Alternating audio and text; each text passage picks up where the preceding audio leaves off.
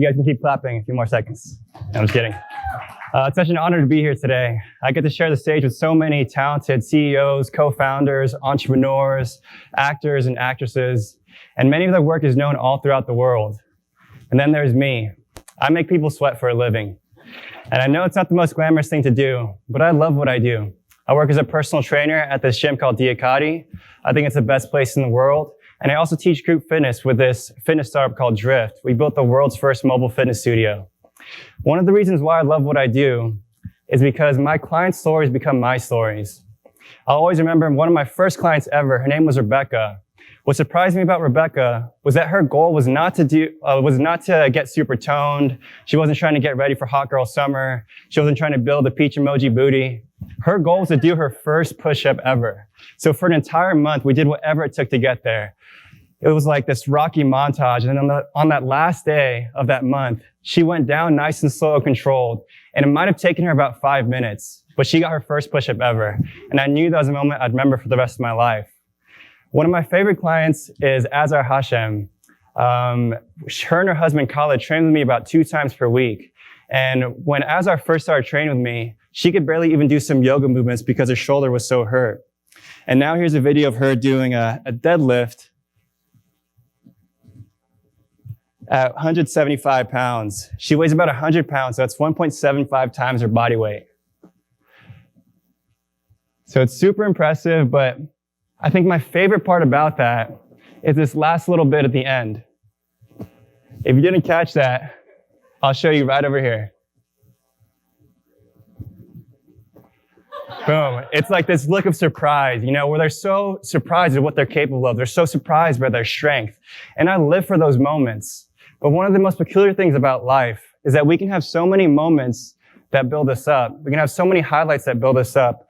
But what we seem to remember most are the lowlights that break us down.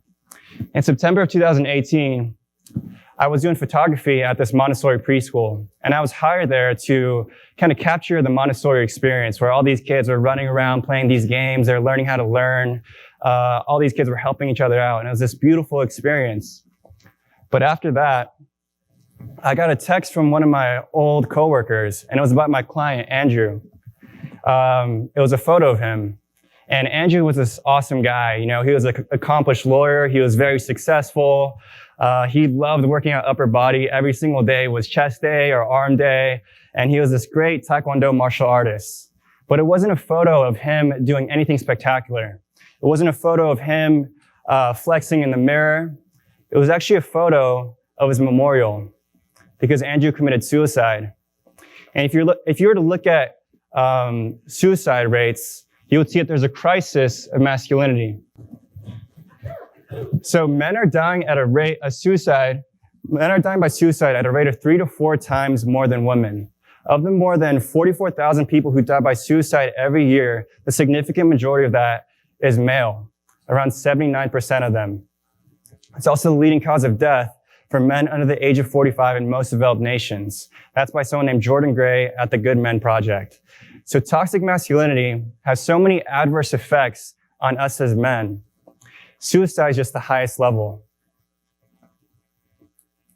There's this really great organization called Promundo Global.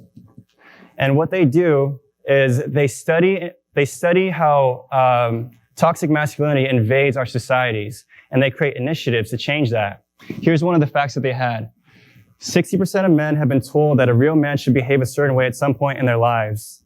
And the young men that most buy into what they're told about being tough, hypersexual, and a real man are up to 10 times more likely to commit sexual harassment in that month alone. They're also more likely to put their health and well-being at risk, cut themselves off from intimate friendships, resist seeking help, experience depression, and even contemplate suicide. So toxic masculinity really affects us men physically and emotionally, even to the point of suicide. But it also is responsible for many other issues like sexual harassment, like violence, as well as gender inequality. And here's one of my favorite quotes on toxic masculinity by Maya Solemn.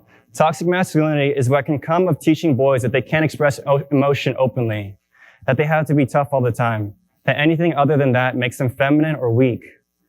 So I love that because it so perfectly describes the experience that many of us men go through. But my favorite little bit is that last part at the end where it says, no, it doesn't mean that all men are inherently toxic. Because I believe that about us. I have hope for mankind. I have hope for us as men. I don't believe that we're toxic. I believe what's toxic are the values that we hold on to.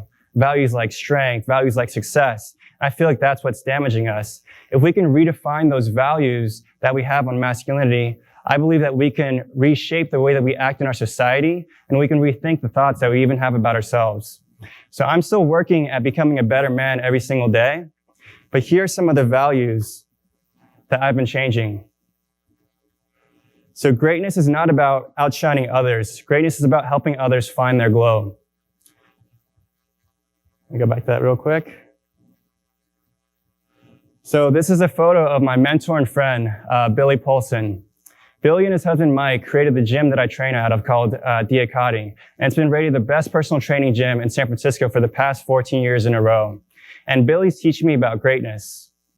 Because before I used to believe that greatness was about outshining everyone around us. I thought greatness was about being the most successful and being the best. But the bad part about that is if you're not the best, it can actually really affect you. You can feel inadequate. You can feel like a failure. And I know that's where I was before. So when I actually started at Diakati, I started off as a 3-month unpaid intern, even though I had years of experience in the fitness industry, because I just did not believe in myself. I didn't believe in the success that I could create. I didn't believe that I was worth anything in the fitness world. But Billy helped me believe in myself. Billy believed in me until I believed in myself. He not only helped me create a more successful business, but he also helped me become a more secure individual. And one of Billy's key ingredients for success is something that he calls glow. There's no clear definition about it.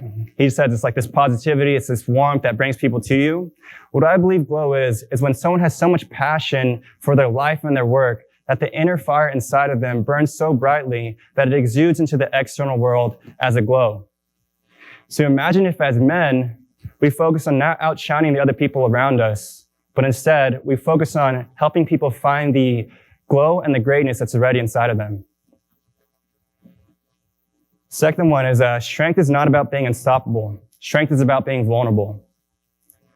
Here's a photo of my friend Alex and his wife Nancy. This is me and my beautiful girlfriend over here, one of my best friends in the world, and I appreciate her so much. This was taken after me and her. We actually took their family out ice skating during the holidays. So that's a photo of their 2 kids. When I met Alex, Alex is teaching me a lot about strength. When I first met Alex, he was actually selling something called street sheets on the side of the street. So if you're not familiar with what street sheets are, they're a way for homeless or impoverished people to make an income. So they sell these and they get 100% of what they make. And Alex is teaching me about strength because I saw the way that people would treat him. You know, he's on the side of the street and then they're giving him money, but then they don't even treat him like he's worth their time at all. They won't even look him in the eye when he says thank you. And I realized that vulnerability requires so much strength.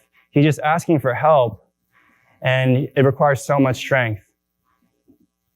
Here are a few photos of me and my cousin Jared Guzman. Jared is one of the strongest people that I know. We're really close, so he'll call me every now and then, and we'll try and catch up. We talk about what's new, what's exciting, but we also talk about our deepest and darkest struggles, like if we're struggling with wanting to watch pornography or other temptations, if we're having feelings of inadequacy or depression. See, I believe that vulnerability requires so much strength, and it requires strength to say that we need help. It requires strength to say that we're wrong. It requires strength to say that I'm sorry.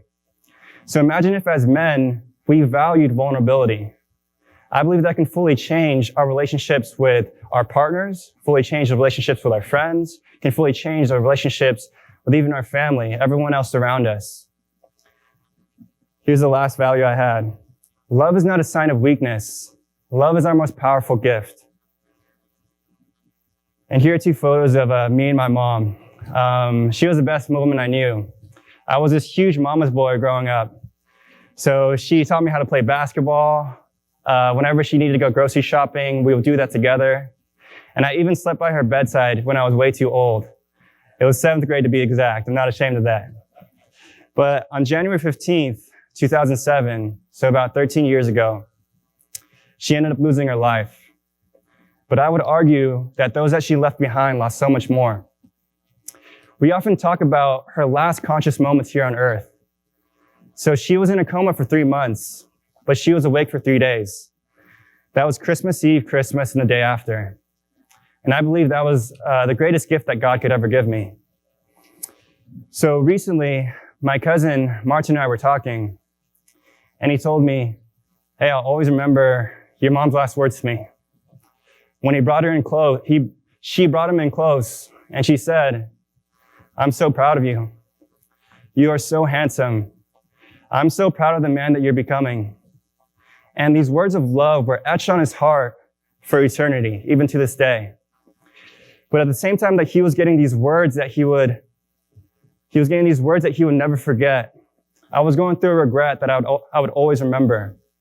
See, in that time, my mom was the closest person to me, but I couldn't even tell her, I love you, because I was afraid that love was weakness, and I couldn't even give her that. But I would do anything to go back to those moments when she's sitting in her hospital bed, and I would tell her, I love you so much. You know, I know you're not going to make it out of this, but I hope you can take these words with you to eternity.